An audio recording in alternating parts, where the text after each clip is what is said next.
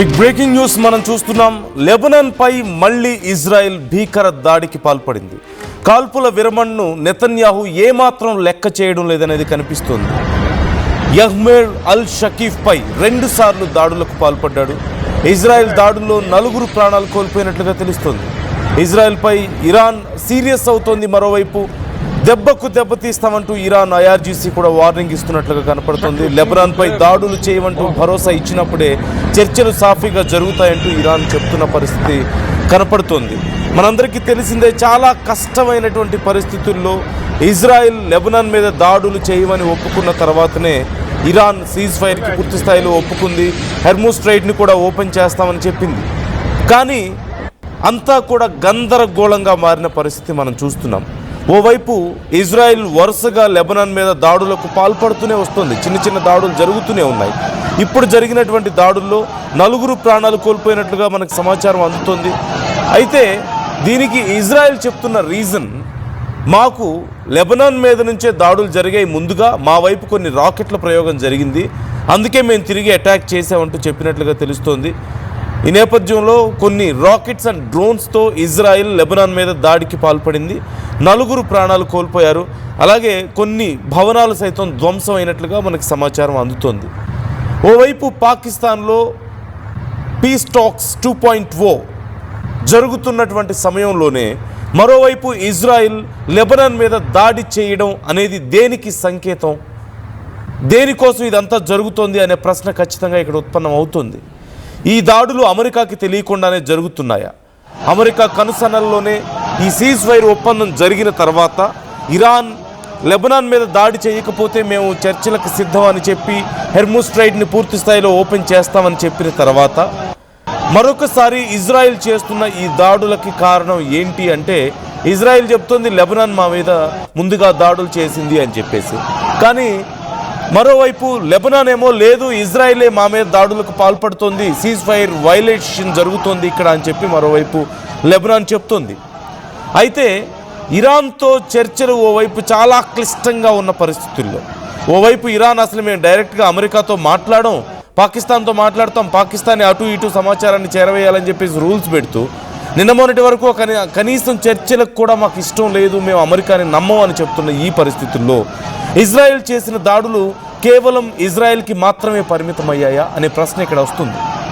ఒకవేళ ఇజ్రాయెలే ఇలాంటి దాడులకు పాల్పడితే మరొకసారి ఇరాన్ ఇజ్రాయెల్ మీద దాడులు చేసే అవకాశం ఉంది. ఇప్పటికే హెర్మూజ్ స్ట్రైట్ను క్లోజ్ చేయడం, అక్కడ గందరగోళం మనం చూస్తూనే ఉన్నాం. హెర్మూజ్ స్ట్రైట్ను ఓపెన్ చేస్తామని చెప్పిన 24 గంటల్లో మళ్ళీ క్లోజ్ చేయడం, ఆ తర్వాత అక్కడ దాడులు జరగడం, ఇరాన్కి సంబంధించిన కార్గో షిప్ని అమెరికా సీజ్ చేయడం, ఈ జరిగినటువంటి గందరగోళం మధ్యలో అసలు యుద్ధం ఎటువైపు పోతుందో ఎవరికి క్లారిటీ లేని ఇలాంటి పరిస్థితుల్లో ఇజ్రాయెల్ తన బెనిఫిట్ తాను చూసుకుంటుందా?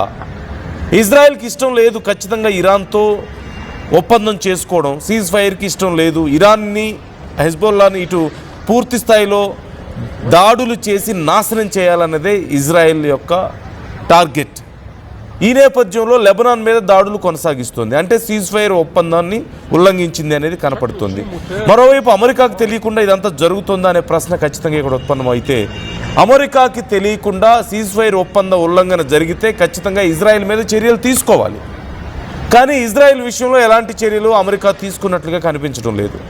ఇన్ఫ్యాక్ట్ సీజ్ ఫైర్ ఒప్పందం జరిగినప్పటి నుంచి ఇప్పటికీ అనేక సార్లు ఇజ్రాయెల్ అండ్ లెబనాన్ మధ్యలో ఈ ఒప్పందానికి తూట్లు పొడుస్తూ ఎన్నో దాడులు జరిగాయి, చిన్న చిన్న దాడులు.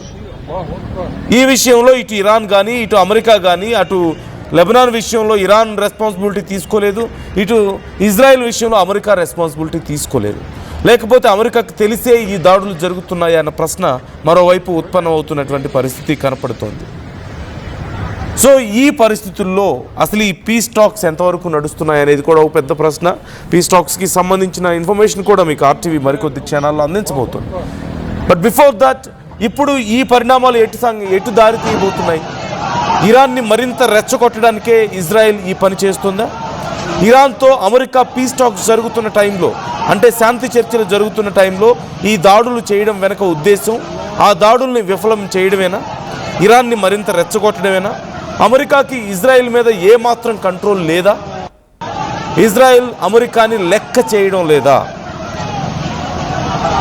సో ఒకానొక సమయంలో ఇక అమెరికా ఇజ్రాయెల్ని కంట్రోల్ చేయలేక, పూర్తిగా బయటికి రాలేక ఈ ఇష్యూలోంచి జుట్టు పీక్కోవాల్సిన పరిస్థితి నెలకొందా అనే ప్రశ్న వస్తే ఖచ్చితంగా అవును అనే సమాధానం వస్తుంది. So what do you think is going to happen? ఇప్పుడు ఇరాన్ మరొకసారి మరిన్ని దాడులు చేసే అవకాశాలు కనిపిస్తున్నాయి. మరొకసారి హర్ముజ్ స్ట్రైట్ని మరింత స్ట్రిక్ట్ చేసే అవకాశాలు కనిపిస్తున్నాయి. మరొకసారి సీజ్ ఫైర్ ఉల్లంఘన జరిగింది కాబట్టి ఇరాన్ మరిన్ని దాడులకు దిగే అవకాశాలు కనిపిస్తున్నాయి. సో మీ అభిప్రాయాలు కూడా ఈ అంశానికి సంబంధించి కామెంట్ చేసే ప్రయత్నం చేయండి. మీకేమనిపిస్తుంది? ఎవరితో డ్రామాలు ఆడుతున్నారు? ఓ పక్క ఇరాన్ ఏమో మేము చర్చలకు రావు, మాకు నమ్మకం లేదని చెప్తుంది. ఇంకో పక్క ఇజ్రాయెల్ ఏమో దాడులు కంటిన్యూ చేస్తుంది. ఇంకో పక్క అమెరికానేమో పీస్ టాక్స్ కావాలి, అగ్రిమెంట్స్ కావాలి అని చెప్పి మాట్లాడుతూనే ఉంది. కానీ ఇజ్రాయెల్ని కంట్రోల్ చేయలేకపోతుంది, ఇరాన్ని థ్రెట్ చేస్తూ వస్తుంది. ఎవరు క్లారిటీగా ఉన్నారు ఇక్కడ? ఎవరు క్లారిటీ మెయింటైన్ చేస్తున్నారు? ఎవరు గందరగోళానికి గురవుతున్నారు? What do you think? Comment చేయండి.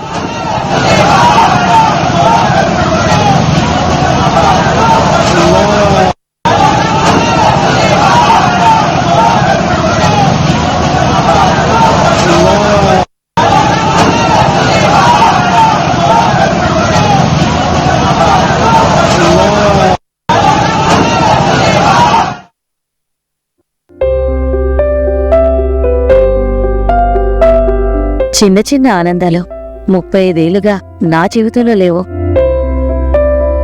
35 ఏళ్లుగా నేను డైపర్లలో బ్రతికాను. 6 సెంటీమీటర్ల ఫిస్టులా నా మూత్రాశయంలో లీక్ కారణమైంది. ఎవరూ నాకు సహాయం చేయలేకపోయారు.